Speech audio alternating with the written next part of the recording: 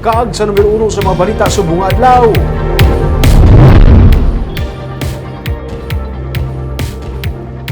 ₱80 million ang gitalana para sa development sang Bacolod Silay Airport para sa 2024. Samtang Director General sang Kaap nagpabutyag sa pagkadismaya sa pila ka mga areas of concern sa airport. Ang Director General sa Civil Aviation Authority of the Philippines nga si Director General Captain Manuel Antonio Tamayo ang nag-commit sa pag-allocate sang ₱80 million.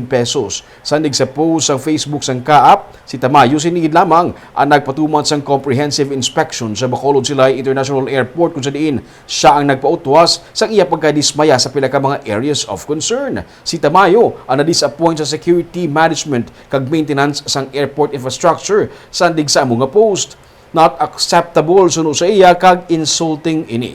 Nagmando siya sa airport staff nga dapat magpatuman sa tikang para mapasiguro nga mangin maayo ang pag-maintain sa mga airport equipment. Ang inspection gipatuman sa pagpasiguro nga sang maayo nga standard sang maintenance kag operational excellence. Dako ang papel sang airport sa biyahe gikan kag padulong sa Negros Occidental. Lakip sa mga gin-assess ni Tamayo ang mga infrastructure sang airport, mga facilities kag overall maintenance practices.